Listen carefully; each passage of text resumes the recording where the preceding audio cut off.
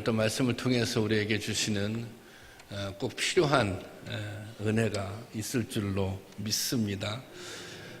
저는 어렸을 때 학교를 별로 좋아하지 않았습니다. 그때는 제가 학교 다닐 때는 국민학교라고 했거든요. 제가 아주 시골 학교를 다녔는데 농번기가 되면 동생을 데리고 업고 학교에 오는 아이들도 있었습니다. 저는 어려서 이제 할아버지, 할머니, 그리고 고모들, 삼촌들 이렇게 같이 살았습니다. 근데 제 막내 삼촌이 저하고 3살 차이밖에 안 납니다. 그러니까 같은 집에서 유일한 동무가 막내 삼촌이었습니다. 그런데 삼촌이 어느 날 학교에 입학하게 된 거예요. 그러니까 제가 친구가 없어진 거죠. 그래서 제가 그때 삼촌을 따라서 학교에 가기 시작했습니다.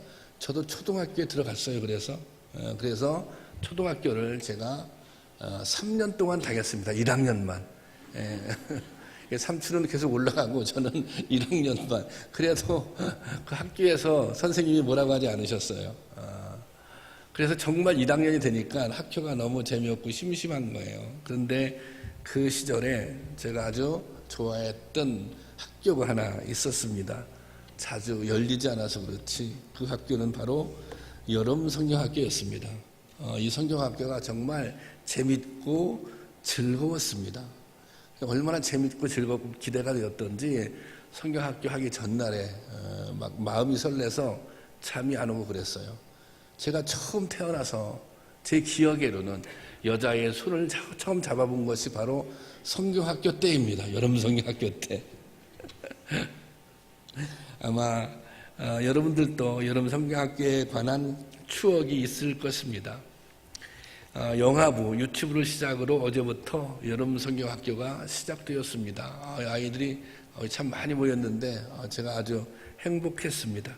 이번 여름성경학교 주제는 킹스웨이, 이게 이제 왕의 길, 주님의 길인데 이것은 예수님을 만나는 길입니다. 예수님의 삶은 길 위의 인생이었다고 말할 수 있습니다. 여우도 굴 있고 새도 깃들일 둥지가 있지만 예수님은 집이 없이 길 위에서 일생을 사셨습니다. 예수님은 생애 동안 여러 곳을 다니시면서 많은 사람들을 만나 주셨습니다. 예수님이 집이 없어서 길 위에서 인생을 사신 것이 아니라 여러 사람들을 만나기 위해서 길 위에서 사신 것입니다. 그리고 수많은 사람들이 예수님을 만나고 또 예수님과의 만남을 통해 변화를 경험했습니다. 이 변화는 삶의 질과 가치를 바꾸는 완전한 변화였습니다. 이번 성경학교를 통해 우리 참기쁨교회 어린이들이 예수님을 만나는 은혜가 있기를 기대합니다. 또 이 예배를 통해서 여러분들이 주님을 만나는 은혜를 다시 한번 체험할 수 있기를 원합니다. 예수님을 만나서 놀라운 변화를 체험한 대표적인 인물 중에 한 사람이 오늘 설교의 주인공인 사도 바울입니다.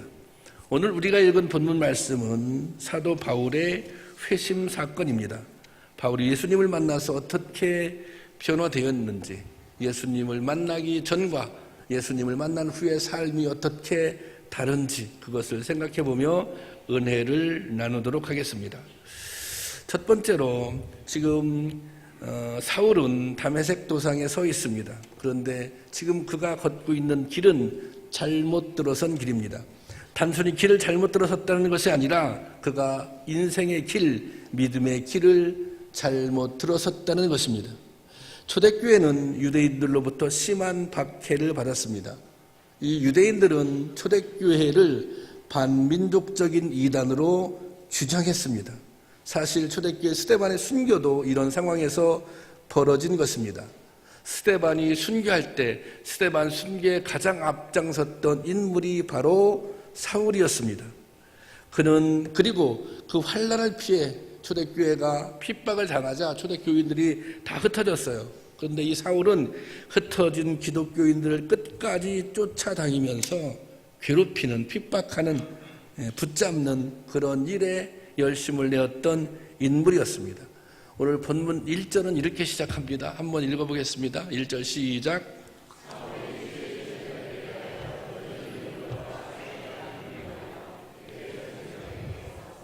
여기 보세요. 사울이 주의 제자들에 대하여 여전히 위협과 살기가 등등하여, 여기 보면 여전이라고 하는 표현이 있잖아요. 이 여전히는 지금 이 사울은 예루살렘에서 제자들을 죽이는데, 스데반을 죽이는데 앞장섰던 인물입니다. 그때 그 분위기, 스데반을 죽였던, 죽이기 위해서 나섰던 그 살벌한 분위기, 그 위협, 그 분위기가 그대로, 그 분위기 그대로, 그 느낌 그대로 지금 대제사장에게 간 것입니다. 2절 말씀 보면 가서 이렇게 얘기하죠. 시작. 다메섹 여러 회당에 가져갈 공문을 청하니 이는 만일 그 돌을 따는 사람을 만나면 남녀를 막론하고 결박하여 예루살렘으로 잡아오려 함이라. 지금 대제사장에게 찾아가서 이게 이제 공문을 가지고 찾아가서 이 허락을 받는 것입니다. 흩어져 있는 그리스도를 믿는 사람들을 남녀를 막론하고 잡아오도록 해달라. 이제 그렇게 말하고 있는 것입니다. 다메섹은 제법 큰 도시로 회당이 50개 정도 있었습니다. 대체적으로 그때 당시 그리스도를 믿는 사람들은 회당을 중심으로 복음을 전했습니다. 이 다메섹은 예루살렘에서 걸어서 6일 정도 걸리는 거리인데 사울은 이 그리스도인들을 찾기 위해 이 길을 달려갔던 것입니다. 사울은 길리기아의 대도시 다소 출신으로 로마의 시민권을 가지고 있는 특권층이었습니다. 당시 로마 시민권은 모든 사람들의 선망의 대상이었습니다. 또 그가 가므리엘 문화의 문화생이었는데 그것은 당시의 최고 엘리트, 그리고 유대 최고의 권력기관인 사내들은 공의회 의원이 될 자격자를 배출하는 곳이었습니다.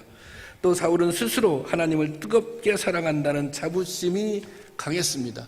나만큼 하나님을 신실하게 믿는 사람, 나만큼 하나님을 신실하게 사랑하는 사람은 없을 거야, 이렇게 생각할 정도로 그는 대단히 본인의 하나님을 향한 믿음에 대해서 자부심이 강했습니다.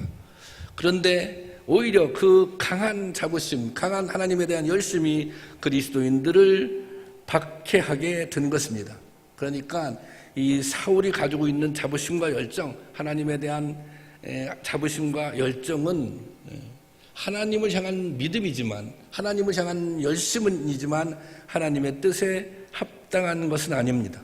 그러니까 이것은 사울 편에서만 열심인 거지 하나님 편에서는 옳지 않았던 것입니다. 이러한 혼돈은 오늘 우리에게도 있을 수 있습니다. 우리가 하나님 앞에 열심히 헌신하고 열심히 봉사합니다. 그렇지만 그 열심이 하나님보다 자기 자신을 드러내는 데 있다면, 하나님보다는 자기의 의를 드러내는 데 있다면 그것은 잘못된 길을 가고 있는 것입니다. 우리는 자신의 생각, 자신의 판단이 옳다고 생각하고 열심을 다하기도 합니다. 그런데 신앙생활은 자신의 판단으로 하는 것이 아닙니다. 자신의 생각으로 하는 것이 아닙니다. 신앙생활은 하나님의 생각, 하나님의 판단이 먼저이고 중요한 것입니다. 그래서 열심보다 중요한 것, 그것은 방향입니다. 방향이 올바르지 않으면 열심은 무모하고 어리석습니다. 성도들은 때로 신앙생활을 하면서 하나님의 의와 자신의 의를 혼돈합니다. 지금 사울이 얼마나 의롭습니까? 이단자들을 정죄하고 있지 않습니까? 그 사람들을 잡아들이고 있지 않습니까? 그러나 사울의 의는 하나님의 뜻을 거스르고 있는 것입니다. 또 때로 자기 만족을 신실한 신앙인 줄 착각하는 때도 있습니다. 내가 열심히 해서 무언가를 이루었다. 근데 열심히 해서 무언가 이루는 것은 중요한데, 근데 그 과정에서 공동체를 생각하지 않습니다. 다른 사람의 마음을 헤아리지 않습니다. 이것은 잘못된 열심입니다. 내가 열심히 하는데 내가 무언가를 이루지만 그것이 오히려 공동체를 세우는 것이 아니라 공동체에 혼란을 준다면, 다른 사람들의 마음에 상처를 주는 것이라면 그 열심은 잘못된 열심인 것입니다. 여러분, 우리의 신앙의 방향을 점검해 보아야 합니다. 우리의 믿음이 지금 바른 길로 가고 있는지 점검해 볼 수 있기를 원합니다. 오늘날 성도님들이 가지고 있는 가장 잘못된 방향 중에 하나는 성공주의 신앙입니다. 제가 보기엔 그렇습니다. 예수 잘 믿으면 성공한다는 것입니다. 물론 이 말은 틀린 말 아닙니다. 네, 뭐 옳은 말일 수 있습니다. 우리가 예수님 잘 믿어서 열심히 성실하게 바르게 살아요. 뭘 해도 그렇게 해요. 하나님이 도와주시고 그러면 성공할 수 있는 거죠. 그럼 잘 살 수 있는 거죠. 소위 복 받을 수 있는 거죠. 그렇지만 모든 경우에 그것이 해당되는 것은 아닙니다. 왜냐하면 우리가 살고 있는 이 세상이 아직은 하나님이 다스리는 세상이 아니기 때문입니다. 공의롭게 행하다가, 선하게 행하다가, 바르고 정직하게 하다가 오히려 피해를 볼 수 있는 것이 오늘 우리가 살고 있는 세상인 것입니다.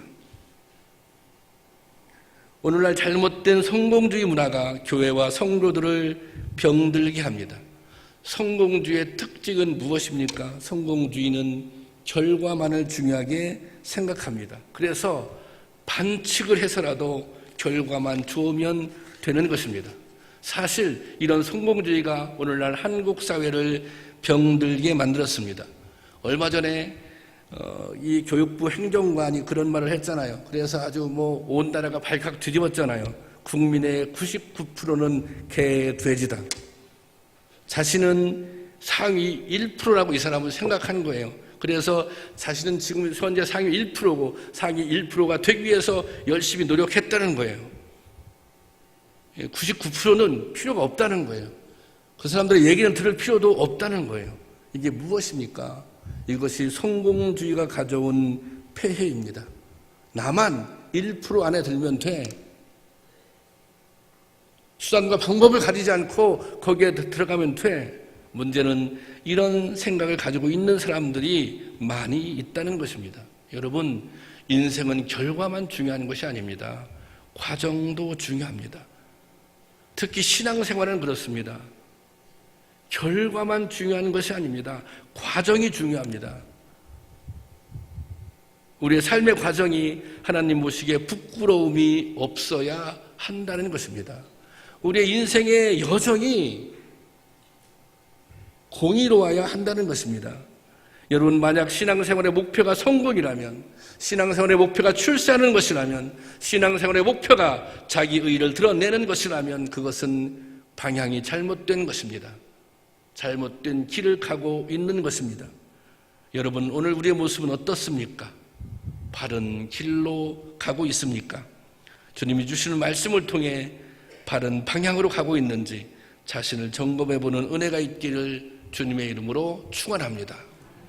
그리고 두 번째는 잘못 길을 가고 있던 사울은 다메섹 도상에서 한 음성을 듣습니다. 오늘 본문 4절이죠. 4절 한번 읽어볼까요? 시작. 땅에 엎드러져 들음에 소리가 있어 이르되 사울아 사울아 내가 어찌하여 나를 박해하느냐 하시거늘. 다메섹 도상에서 그리스도의 도를 쫓아 사는 사람들을 박해하러 달려가고 있는 사울을 향해서 말씀하세요. 사울아 사울아 내가 어찌하여 나를 박해하느냐. 그러자 사울이 묻습니다. 당신은 누구십니까? 예수님 뭐라고 대답해요? 5절 나는 내가 박해하는 예수라. 다메섹 도상에서 사울은 이 음성을 듣습니다. 사울은 이 음성을 듣고 큰 충격을 받았습니다. 얼마나 큰 충격을 받았던지 3일 동안 볼 수도 걸을 수도 먹을 수도 없었습니다. 사울 아나니아라고 하는 예수님의 제자가 찾아가 기도하자 안수하자 비로소 다시 보게 되었고 먹을 수 있게 되었습니다. 18절 이렇게 기록하고 있죠. 18절 시작. 즉시 사울의 눈에서 비늘 같은 것이 벗어져 다시 보게 된지라 일어나 세례를 받고 비늘 같은 것이 벗어져서 다시 볼 수 있게 되었어요. 그때 세례를 받았다 그렇게 기록되고 있죠. 3일 동안 눈이 감겨져 있었습니다. 3일 동안 아무것도 먹을 수 없었습니다. 3일 동안 움직일 수 없었습니다. 이 3일 동안 눈이 감겨져 있던 이 3일 동안 과연 사울은 무슨 생각을 했을까요? 여러분 한번 생각해 보셨어요? 이 3일 동안 사울은 무슨 생각을 했을까? 아마도 지난날 자신의 행적들에 대해서 생각했을 것입니다. 지난날 자신의 모습에 대해서 생각했을 것입니다. 자기 열심 있는 하나님에 대한 믿음, 그 믿음을 가지고 예수 그리스도를 믿는 사람들을 박해했던 그런 행적들, 그러면서 사울은 이렇게 생각했을 거예요. 도대체 내가 지금까지 무슨 일을 하는 거야? 그동안 자신이 가지고 있었던 하나님에 대한 생각이 얼마나 잘못되었는지를 깨닫게 되었을 것입니다. 하나님에 대한 열심이 얼마나 끔찍한 결과를 가져왔는지 아마도 가슴을 쳤을 것입니다. 제가 생각할 때 그렇게 3일을 보냈을 것입니다. 그리고 다시 눈을 썼을 때 사울이 변화되었습니다. 오늘 9장에 있는 20절 말씀에 이렇게 기록되어 있어요. 자, 같이 읽겠습니다. 시작. 즉시로 각 회당에서 예수가 하나님의 아들이심을 전파하니. 이게 얼마나 기가 막힌 반전입니까? 지금 다메섹으로 막 가는 이유는 예수 믿는 사람들을 핍박하기 위해서 간 거 아니에요. 근데 예수님을 만나서 눈이 감겼다가 띄어진 3일이 지난 다음에 지금 뭐예요? 그가 회당에 가서 예수가 하나님의 아들이라고 증거하기 시작합니다. 예수를 핍박했던 사람이 예수가 하나님의 아들이라고 증거하기 시작하는 것입니다. 3일 전과는 정반대의 모습입니다. 여러분이 얼마나 놀라운 변화입니까? 이 극적인 변화는 23절에 잘 나타나 있습니다. 23절 볼까요? 23절 시작. 여러 날이 지나매 유대인들이 사울 죽이기로 공모하니. 야, 이거 보세요. 이게 지금 9장이잖아요. 9장 1절에서 9장 1절 말씀인데 지금 9장 23절 말씀인데 우리가 1절에 아까 1절에 말씀 보면 이거잖아요. 살기가 등등해서 이 우엽과 살기가 등등해서 대제사장에게 가서 내가 이 다메섹에 가서 이 예수 그리스도인들을 내가 다 결박해 오겠다. 그렇게 나섰던 거 아니에요. 그렇게 나섰던 사람이 이제 이게 반대가 된 거예요. 반대가 되어서 유대인들이 전에 사울과 같은 입장을 가지고 있었던 사람들이 이제는 사울을 죽이기로 한 것입니다. 며칠 사이에 입장이 정반대로 바뀐 것입니다. 이게 사울의 변화입니다. 변화된 바울은 이렇게 고백합니다. 빌립보서 3장 8절입니다. 한번 보겠습니다. 시작. 또한 모든 것을 해로 여김은 내 주 그리스도 예수를 아는 지식이 가장 고상하기 때문이라. 내가 그를 위하여 모든 것을 잃어버리고 배설물로 여김은 그리스도를 얻고. 이제는 뭐라고 고백합니까? 그리스도 예수를 아는 지식이 가장 고상하다. 그렇게 고백합니다. 그래서 예수 그리스도를 위해 그동안 자신이 중요하게 생각했던 것들을 다 버리기로 배설물처럼 여긴다고 고백하고 있습니다. 이제 바울은 인생의 목표가 분명해졌습니다. 이제는 길을 바로 가게 된 것입니다. 그래서 바울은 이 길을 가기 위해서 그가 누렸던 모든 것을 다 내려놓았습니다. 권세와 명예를 포기했습니다. 당시 바울이 가지고 있었던 권세와 명예는 모든 유대인들이 부러워하는 것들이었습니다. 요즘 표현을 한다면 그때 당시 사울은 유대 사람들 가운데 상위 1%에 해당하는 사람이었습니다. 그런데 그 상위 1%가 누리던 모든 것들을 다 뭐처럼 배설물처럼 버렸다는 것입니다. 우리가 예수 믿으면 복 받는다 그런 표현을 자주 합니다. 여기서는 물질적인 복을 뜻하는 거죠. 사실 그런 분들도 많이 있습니다. 그런데 바울은 사실 정반대입니다. 예수님을 만난 다음에 그에게 생긴 변화는 평생 복음을 전하기 위해 떠돌이 생활을 했다는 것입니다. 그는 예수님처럼 길 위에서 살았습니다. 쫓기고 매맞고 옥에 갇힌 생활을 반복했습니다. 그러다가 바울은 순교합니다. 여러분, 그렇다면 바울이 불행했습니까? 그렇다면 바울은 불행한 삶을 산 것입니까? 그렇지 않습니다. 바울이 로마 감옥에 갇혀 있을 때 빌립보 교인들에게 편지를 씁니다. 지금 로마 감옥에 갇혀 있는데 정말 수없이 매맞고 내일 순교 당할 수도 있습니다. 내일 형장의 이슬로 사라질 수도 있습니다. 그는 이렇게 고백합니다. 나는 기쁘다. 나는 행복하다. 나는 주님 안에 있음으로 행복하다. 나에겐 생명의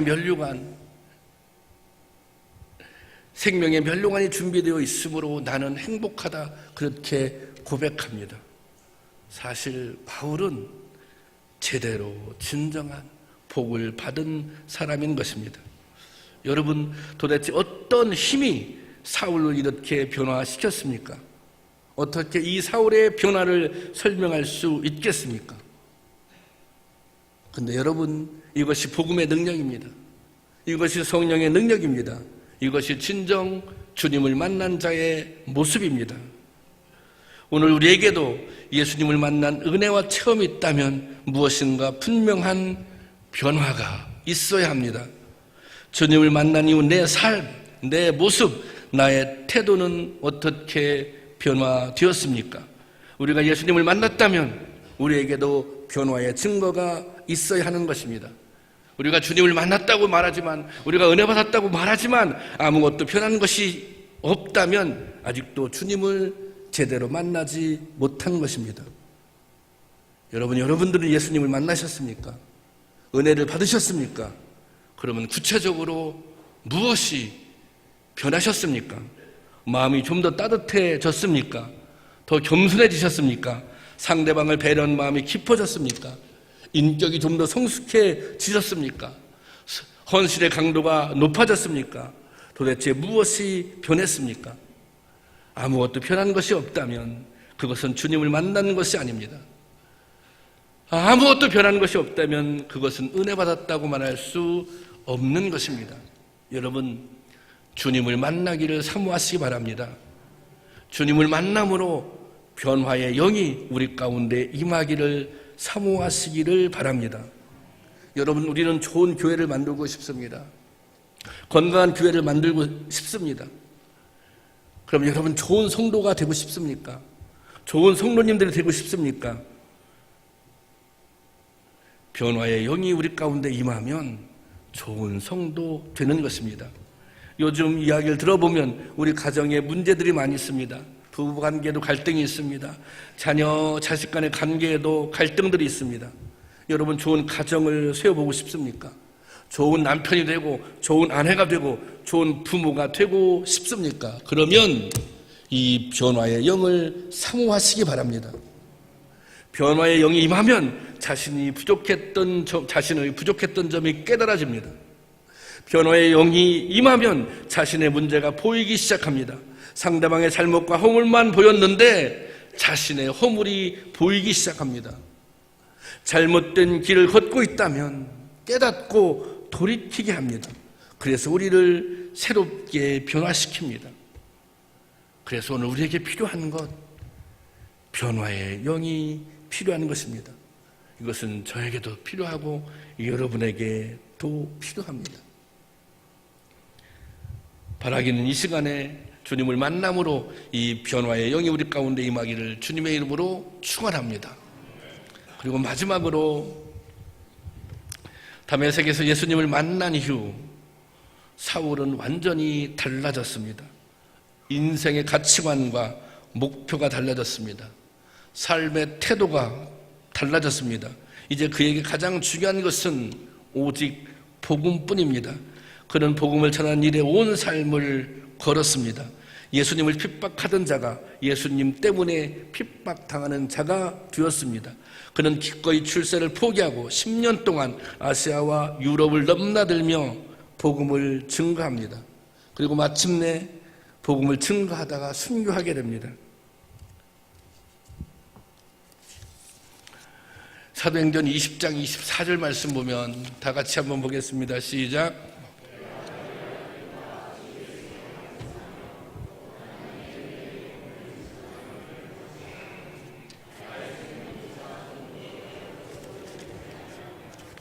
예, 여러분, 바울의 고백입니다. 나는 내가 받은 은혜의 복음을 전하는 것이 나의 사명이라는 것입니다. 나에게 생명을 준 복음, 나를 다시 살리신 복음, 이 복음을 증거하는 것이 나의 사명인데 이 사명을 감당하는 데 있어서 뭐예요? 나의 생명조차도 조금 더 귀한 것으로 여기지 않겠다, 이렇게 고백하고 있습니다. 주님을 만난 사람은 누구나 주님의 증인이 됩니다. 그리고 땅끝까지 이르러 내 증인이 되라는 주님의 요청에 응답하는 삶을 살게 되는 것입니다. 증인이 무엇입니까? 증인은 목격자란 뜻입니다. 자기가 확실하게 본 것을 증거해야 합니다. 제자들은 예수님의 증인이 되기 합당한 사람들이었습니다. 그들은 예수님과 공생의 3년 동안을 같이 생활했습니다. 예수님께서 십자가에 달리시는 그것, 또 부활하시는 것을 직접 보았던 사람들입니다. 그러니 제자들만큼 확실한 증인들이 없었습니다. 그러니 그들은 확실히 보았기 때문에 목숨을 걸고 증인의 사명을 감당할 수 있었던 것입니다. 그래서 증인이란 말이 히브리 헬라어로 마르투스인데 이것은 순교라는 의미가 담겨져 있는 말입니다. 초대교회 당시에 복음의 증인이 된다는 것은 곧 순교자가 된다는 것을 의미했기 때문입니다. 주님은 자신을 만났던 제자들에게 명령하셨습니다. 뭐라고요? 본 것을 전해라. 다른 것을 전하라는 게 아니에요. 너희가 본 것을 전해라. 제자들의 사명은 본인들이 본 것을 전하는 것입니다. 본인들이 경험한 것을 전하는 것입니다. 사도 바울이 다메섹 도상에서 예수님을 만났습니다. 그런 예수님을 만나서 그분을 통해서 새로운 생명을 얻었습니다. 영원한 생명을 얻었습니다. 그래서 바울은 나의 복음, 나를 살리신 복음, 나를 새롭게 한 복음, 나를 변화시킨 복음, 이렇게 간증하고 있는 것입니다. 그렇게 증거하고 있는 것입니다. 주님은 오늘 우리에게도 증인의 사명을 주십니다. 우리에게 뭐라고 요청하세요? 주님은 오늘 우리에게 너희가 믿는 바를 증언하라, 그렇게 말씀하십니다. 너희가 믿는 바, 예수 그리스도께서 우리를 위해서 십자가에 못 박혀 죽으셨습니다. 그래서 우리의 구세주가 되셨습니다. 여러분 그걸 믿습니까? 그러면 증언하라는 것입니다. 그거를 믿는다면, 예수 그리스도의 사랑을 믿는다면 그 사랑을 우리가 믿는 바를 증언하라는 것입니다. 어느 곳이든지 기독교가 전파되었던 곳에는 이 증인의 사명을 감당하는 사람들이 있었습니다. 우리 민족도 이 증인의 사명을 감당하는 선교사들이 있었기 때문에 복음이 전파된 것입니다. 또 많은 선교사들이 복음을 증거하다가 순교하기도 했습니다. 이번 교회학교 여름성경학교에서는 예수님을 만나 증인의 삶을 살았던 분들의 삶을 배우기 위해 이 서울 합정동에 있는 양화진의 선교사 묘역이 있는데요. 거기를 탐방하는 프로그램이 있습니다. 둘째 날에 거기를 탐방하게 되는데요. 저도 그래서 한번 지난주에 가봤습니다. 그곳에는 15개 나라에서 온 417명의 선교사와 선교사 가족들이 잠들어 있습니다. 일가족이 함께 이국 땅 조선에 묻힌 분들도 있습니다. 대를 이어서, 그러니까 아버지도 선교사였어요. 근데 아들도 선교사였어요. 이렇게 헌신한 분들의 무덤도 있습니다. 그리고 거기에 가보면 또 어린이들의 무덤도 있습니다. 저렇게 저기 어린이들의 무덤인데요. 저 무덤 개수가 45개입니다. 45개가 묻혀 있는 거죠. 이 무덤은, 이 아이들은 대부분 선교사들의 자녀들입니다. 제가 아주 인상적으로 보았던 묘비가 있는데요. 그 묘비에는 이렇게 쓰여져 있었습니다. 1000개의 생명이 있다면 모두 조선을 위해 바치리라. 이것은 루비 캔드릭이라고 하는 25살의 처녀 선교사의 묘였습니다. 루비 캔드릭은 미국 텍사스 남감리의 소속의 독실한 믿음의 가정에서 태어났습니다. 그런 소녀 시절부터 불신자에 대한 불신자를 향한 영혼 구원의 열정이 있었습니다. 그가 20대 초반에 선교사로 가기를 자원했지만 나이가 너무 어려서 파송받지를 못했습니다. 그러던 중 그는 텍사스 애비 청년의 대표가 되었고 1907년 9월에 남감리회 여자 외국 선교부의 파송을 받아 마침내 조선 선교사로 내한하게 되었습니다. 그녀의 나이 24살이었습니다. 그런 첫 선교지인 개성에서 조선말을 배우며 아동교육을 담당하는 선교 사역을 시작했습니다. 에빗 청년회에 보낸 그를 파송했던 에빗 청년회에 보낸 선교사 보고서에서 그녀는 이런 편지를 씁니다. 내가 천의 생명이 있다면 그 모두를 조선을 위해 바치겠다. 이렇게 자신의 신념을 밝힙니다. 그러나 본격적으로 선교사를 위해 한국어를 배우던 중 급성 맹장염으로 쓰러지게 됩니다. 급히 수술은 받았지만 결국 25세의 젊은 나이에 하나님의 부르심을 받고 말았습니다. 그러나 그녀는 죽어가는 순간 자신이 죽거든 텍사스 청년들이 10명, 20명, 50명씩 조선으로 오게 해달라는 유언을 남겼습니다. 그리고 그녀의 죽음과 유언은 20명의 에벳 청년의 회원들이 선교사로 결단하는 결정적인 동기가 되었습니다. 다음은 이것은 그녀가 부모에게 마지막으로 쓴 편지의 내용 가운데 일부입니다. 이곳 조선 땅에 오기 전 집들에 심었던 꽃들이 활짝 피어났다는 소식을 들었을 때 하루 종일 집 생각만 했습니다. 이곳은 참 아름다운 곳입니다. 모두들 하나님과 닮은 사람들 같습니다. 선한 마음과 복음에 대한 열정을 보아 아마 몇십 년이 지나면 이곳은 주님의 사랑이 넘치는 곳이 될 것 같습니다. 저는 복음을 듣기 위해 20km를 맨발로 걸어오는 어린 아이들을 보았을 때 그들 안에 있는 하나님의 사랑 때문에 오히려 위로를 받습니다. 그러나 한편에서는 탄압이 점점 심해지고 있습니다. 그저께는 주님을 영접한 지 일주일도 안 된 서너 명이 끌려가 순교했고 토마스 선교사와 제임스 선교사도 순교했습니다. 선교 본부에서는 철수하라고 지시했지만 대부분의 선교사들은 그들이 전도한 조선인들과 아직도 숨어서 예배를 드리고 있습니다. 그들은 모두 순교할 작정인가 봅니다. 오늘 밤은 유난히도 고향으로 돌아가고 싶습니다. 외국인들을 죽이고 기독교를 증오한다는 소문 때문에 부두에서 저를 끝까지 말리셨던 어머니의 얼굴이 자꾸 제 눈앞에 어른거립니다. 아버지, 어머니, 어쩌면 이 편지가 마지막일 수도 있습니다. 제가 이곳에 오기 전 뒤뜰에 심었던 한 알의 씨앗으로 인해 이제 내년이 되면 온 동네가 꽃으로 가득하겠죠. 그리고 또 다른 씨앗을 만들어내겠죠. 저는 이곳에서 작은 씨앗이 되기로 결심했습니다. 제가 씨앗이 되어 이 땅에 묻히게 되었을 때 아마 하나님의 시간이 되면 조선 땅에는 많은 꽃들이 피고 그들도 여러 나라에서 씨앗이 될 것입니다. 저는 이 땅에 저의 심장을 묻겠습니다. 바로 이것은 조선에 대한 제 열정이 아니라 하나님께서 조선을 향한 열정이라는 것을 알게 되었습니다. 어머니, 아버지 사랑합니다. 이게 그녀가 썼던 마지막 편지가 되어 편지 일부분입니다. 여러분, 너무 숙연해지지 않습니까? 도대체 무엇이 이토록 꽃다운 청년이 머나먼 이국 땅에서 생을 마감하게 했을까요? 무엇이 이 청년을, 25살의 여자 청년을, 그것이 복음입니다. 그것이 사명입니다. 은혜라고 하는 것이 그런 것입니다. 여러분, 그가 만났던 복음, 그가 체험했던 은혜, 또 그 순간 결심했던 사명이 그를 이국 땅에서 그 사명을 감당하다가 죽게 만든 것입니다. 여러분, 바울을 만나주셨던, 루비 캔드릭을 만나주셨던 주님은 오늘 또 우리를 만나기를 원하십니다. 그리고 그들에게 주었던 동일한 은혜를 우리에게 주시기를 원하십니다. 그리고 우리에게도 증인의 삶을 살기를 요청하십니다. 우리가 받은 은혜가 있다면, 우리가 구원의 은혜를 경험했다면 증인의 사명을 감당해야 하는 것입니다.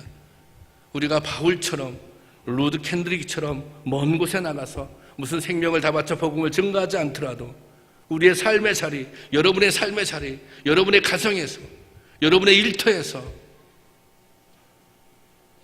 우리의 이웃들에게 주님의 사랑을 전해야 합니다. 주님의 사랑을 증거해야 합니다. 주님의 사랑을 실천해야 합니다. 우리에게 이런 사명이 있습니다.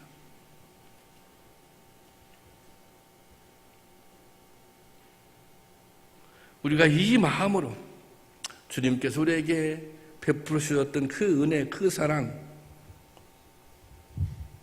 그것을 깨닫고 느꼈다면, 그것을 체험했다면 우리가 그 사랑으로, 그 마음으로 우리도 증인의 사명을 감당해야 하는 것입니다.